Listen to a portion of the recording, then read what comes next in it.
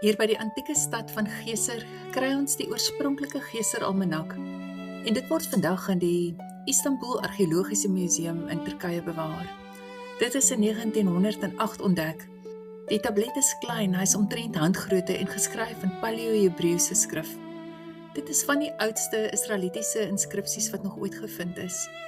En dit is 'n baie eenvoudige landboukalender wat die jaar volgens die seisoene indeel. Maar ek lees vir ons uit Prediker 3 vers 1.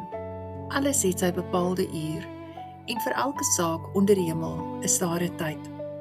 Hierdie inskripsies is nie soos die meeste ander wat gaan oor die konings en hulle oorloë nie, maar oor die werklike ritme van die lewe.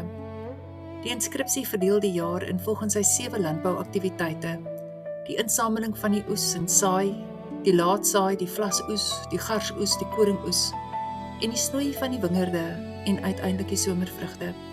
Die kalender wys hoe die volk geleef het in afhanklikheid van reën, volgens die Here se bepaalde tye. Hierdie orde begin reeds by die skepping. In Genesis 1 vers 14 lees ons dat die Here op die 4de dag die son en die maan gemaak het, om tye, dae en jare aan te wys.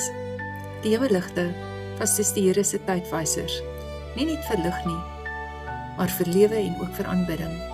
Volgens hierdie hemelse kalender is Israel se feeste bepaal. 3 keer 'n jaar moes al die mans Jerusalem toe gaan.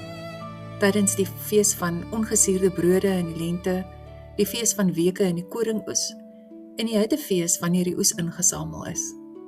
Landbou en aanbidding was onafskeidbaar. Wanneer die land vrug gedra het die volk voor die Here verskyn om aan hom die erkenning te gee as die skepper en die gewer en die onderhouding van lewe, van alles. Die prediker herinner ons dat hierdie beginsel steeds vandag geld. Daar is 'n tyd om te plant en 'n tyd om uit te trek wat geplant is. Die mens kan werk, maar hy kan nie die seisoen bepaal nie. Groei gebeur partykeer stil, dikwels onsigbaar, totdat die oes aanbreek. Daarom gebruik die skrif ook in die eindtyd die beeld van saai en maai, 'n finale insameling wanneer die Here self die oes sal inbring. Soms voel die lewe soos 'n lang winter, stil en koud, sonder daai sigbare groei. Ons werk en ons bid en ons wag, maar die oes bly net weg en dit lyk of niks verander nie. Tog wys die Here deur sy seisoene dat winter nie die einde is nie. Dit is deel van die voorbereiding. Onder die oppervlak waar niemand dit sien nie, gebeur nuwe lewe steeds.